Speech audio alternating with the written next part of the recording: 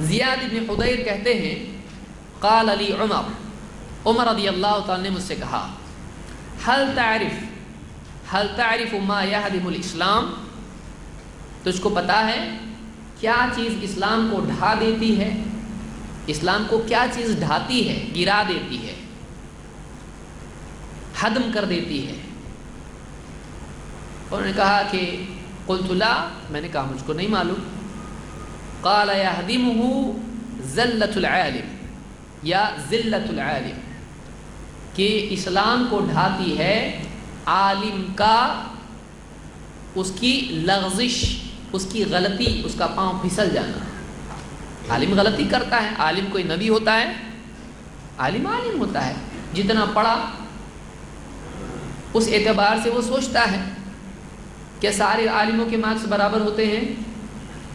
آپ کو معلوم ہے سارے عالموں کے مارکس برابر نہیں ہوتے ہیں۔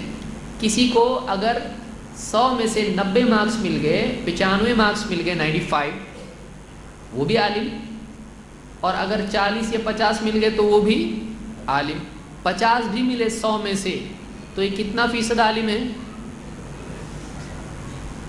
تو 50 اس نے غلط جوابات دیا، تب بھی وہ کیا ہو رہا ہے؟ عالم۔ اور کسی نے 100 کے 100 صحیح جوابات دے دی، وہ بھی کیا ہو گیا؟ ڈگری تو سب کو مل رہی ہے۔ تو یہ فرق ہے نا علم میں ان کے۔ تو جس نے امتحان میں غلطی کیا، امتحان کے بعد غلطی نہیں کرے گا؟ سوچئے، جس نے امتحان میں جواب دینے میں غلطی کیا ہے، امتحان کے بعد غلطی نہیں کر سکتا ہے؟ کیوں کر سکتا ہے؟ تو عالم غلطی کر سکتا ہے۔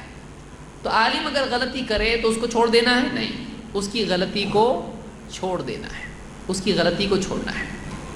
تو اگر آدمی عالم کی غلطی کو پکڑے رہے، اسی پر چلتا رہے، تو اس سے اسلام کا بہت بڑا نقصان ہوتا ہے۔ عمر رضی اللہ عنہ کہتے ہیں یہدمہ ذلۃ العالم وجدال المنافق بالکتاب، اور ایک منافق کا قرآن کے ذریعے سے لوگوں سے حجت بازی کرنا، دل میں تو ایمان نہیں ہے لیکن قرآن کو بہانہ بنا کر لوگوں سے حجت بازی کر رہا ہے، ابھی صحیح عقیدہ خود اس کا نہیں ہے، لیکن کیا کر رہا ہے؟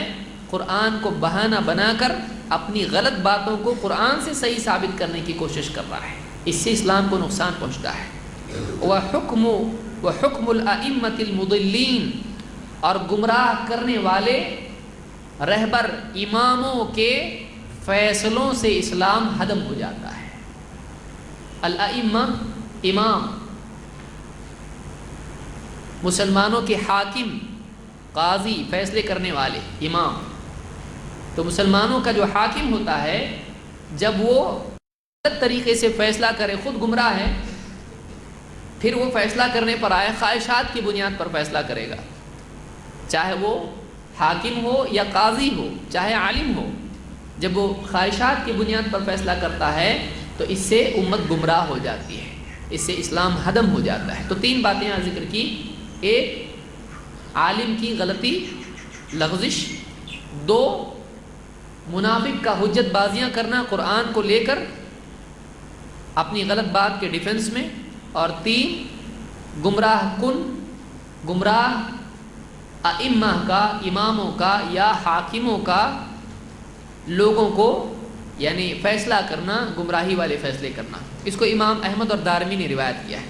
تو ایک بات یاد رکھیں کہ بعض لوگ کہتے ہیں کہ فلاں عالم صاحب نے فتویٰ دیا ہے، اتنے بڑے عالم وہ غلط کیسے ہو سکتے ہیں؟ تو دیکھیے، عالم سے غلطی ہو سکتی ہے، اگر اچھا عالم ہے تو اس سے بھی غلطی ہو سکتی ہے۔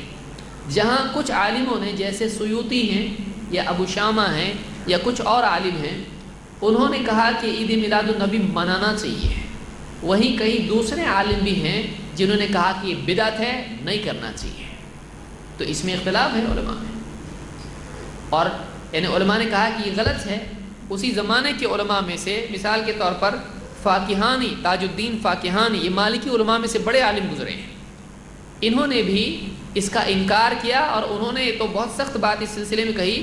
انہوں نے کہا کہ یہ بطالون اور اکالون کا طریقہ ہے، بے عمل قسم کے لوگ اور کھانے پینے والے لوگوں کا طریقہ یہ منانا ہے، تو انہوں نے رد کیا ہے۔ اسی طرح سے مثال کے طور پر امام الشاطبی نے اپنی کتاب الاعتصام میں رد کیا ہے عید میلاد النبی کا، انہوں نے کہا یہ صحیح نہیں ہے، بدعت ہی ہے۔ الشاطبی نے اس کا رد کیا ہے، اور یہ یعنی مالکی ہیں، یعنی امام مالک کے ماننے والے امام مالک مدینے کے ہیں، تو انہوں نے بھی انکار کیا ہے۔ اسی طرح سے ابن تیمیہ رحمۃ اللہ علیہ ہیں، انہوں نے تو سخت اس پہ انکار کیا، بعض لوگوں نے ان کا قول ذکر کیا کہ وہ بھی اس کے قائل ہیں۔ کوئی آدمی اٹھا کے الاقتداء پڑھ لے امام ابن تیمیہ کی، الاقتداء اقتداء الصراط المستقیم، اس میں انہوں نے رد کیا ہے اس کا۔ انہوں نے کہا کہ محبت پر تو اللہ اجر دے گا نبی کی، لیکن محبت کی بنیاد پر جو بدعت ایجاد کرے آدمی اس پر اجر نہیں دے گا اللہ تعالیٰ۔ تو ابن تیمیہ اور بھی علماء ہیں جن کے نام آئے ہیں، تو علماء میں جس نے کبھی کسی نے ہاں کہا ہے عید میلاد النبی کے لیے تو نہیں بولنے والے بھی ہیں۔ اب ایسا اختلاف جب ہو جائے تو ہم کو کیا کرنا چاہیے؟ ہم کہیں گے دیکھیں ٹھیک ہے، اگر یہ کرنے کا کام تھا صحابہ کرتے اس کو، صحابہ نے نہیں کیا، تابعین نے نہیں کیا، تبع تابعین نے نہیں کیا، چاروں اماموں میں سے کسی نے نہیں کیا، چار اماموں نے نہیں کیا۔ بہت سارے امام بولنے والے اس میں امام کو بھول جاتے ہیں، اماموں نے کدھر کیا ہے؟ چار امام سے بتاؤ ہم کو، کہ ان کو نہیں سمجھتا تھا، چلو ہم کو نہیں سمجھ رہا ہے، 1400 سال بعد والے ہم ہیں، ٹھیک ہے ہم کو نہیں ان کو نہیں سمجھ رہا ہے، ان کو کیوں نہیں سمجھا؟ اتنی دلیلیں تو ہیں نا پھر عید میلاد النبی کی جیسی بھی ہو، ان کو کیوں نہیں سمجھا؟ تو علماء کا نام دے کر کسی چیز کو ثابت کرنا یہ ایک کمزور طریقہ ہے بات کو ثابت کرنے کا۔ ہاں دلیل دینے کے بعد علماء کا تذکرہ تائید میں پیش کیا جا سکتا ہے کہ دیکھیے ہم لوگ ان دلیلوں سے مان رہے ہیں اور اتنے سارے علماء اس کی تائید میں ہیں، تو یہ ہم کہہ سکتے ہیں کہ دیکھیے اتنے بڑے بڑے علماء ہیں جنہوں نے اس کو رد کیا ہے۔ امام شاطبی کی تو مستقل کتاب ہے 2 جلدوں میں، الاعتصام، اس میں پوری کتاب بدعت کے موضوع پر ہے۔ الاعتصام 2 جلدوں میں پوری کتاب بدعت کے موضوع پر ہے، بدعت کیسے ہوتی ہے، بدعت کیا ہوتی ہے، رد کیا انہوں نے، اس میں اس کو مثال کے طور پر ذکر کیا ہے، اور بھی چیزیں ذکر کی ہیں۔ تو خلاصہ کلام یہ کہ یہ 10 دلیلیں جن لوگوں نے ذکر کی ہیں، تو لا یسمن ولا یغنی من جوع والا معاملہ اس کا ہے کہ اس سے یعنی کچھ کام نہیں ملتا ہے۔ جیسے آدمی کہے کہ یعنی چمچے بھر پانی نہ پیاس بجھائے نہ نہانے کے کام آئے، تو ایسے ہی معاملہ ان دلیلوں کا ہے کہ اس سے اگرچہ دلیلیں صحیح ہیں، بخاری کی حدیث بعض مسلم کی روایتیں ہیں، قرآن کی آیات ہیں، لیکن ان دلیلوں سے جو بات ثابت کرنے کی کوشش کی جا رہی ہے وہ اس سے ثابت نہیں ہوتی ہے۔ اسی طرح کی دلیل ہیں، اور بعض جھوٹی روایات ہیں جن کو خود عید میلاد النبی ماننے والوں نے بھی جھوٹا کہا ہے۔ جھنڈوں والی روایتیں ہیں اور چراغاں والی روایتیں ہیں، اور بہت ساری ایسی روایتیں ہیں، خود امام سیوطی نے اس کے اوپر رد کیا ہے۔ تو جس کو خود انہوں نے رد کیا ہم رد کرتے بیٹھے، یہ مناسب بات نہیں ہے، مردود کو رد کرنے سے کچھ فائدہ نہیں ہوتا ہے۔ تو بہرحال یہ 10 دلیلیں تقریباً تھیں جو ٹاپ لیول کی دلیلیں ہیں۔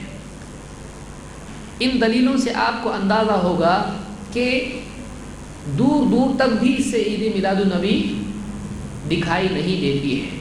اب کسی کو دکھائی دیتی ہے تو دن میں بھی انسان کو تارے دکھائی دے سکتے ہیں، لیکن اس کو ہوش و حواس میں نہیں مانا جاتا ہے۔ تو کوئی آدمی کچھ ثابت کرنا ہی چاہے تو پھر اس کے لیے ثابت کرنے کا راستہ قیامت تک کھلا ہوا ہے، پھر وہ جس چیز کو ثابت کرنا چاہے ثابت کر سکتا ہے، لیکن واقعتاً وہ چیز ثابت ہونا ایک الگ چیز ہے۔ ہاں اس کو بول سکتے ہیں بہت اچھی کوشش کی آپ نے ثابت کرنے کی لیکن ہوا نہیں، تو اس کو انکریج کر سکتے ہیں، حوصلہ افزائی کہ آئندہ اور دلیلیں لے کے آؤ، آپ بول سکتے ہیں اس کو، لیکن وہ آدمی ثابت نہیں کر پایا اپنی بات کو، کیونکہ دلیلیں کہیں جا رہی ہیں، یہ کہیں جا رہا ہے، دلیلیں ایک وادی میں ہیں، یہ ایک دوسری وادی میں ہے، اور اسے زبردستی کھینچ کے بات نکالنا، یہ مطلب دلیلوں کے ساتھ میں یعنی نازیبہ حرکت کرنا ہے۔ بہرحال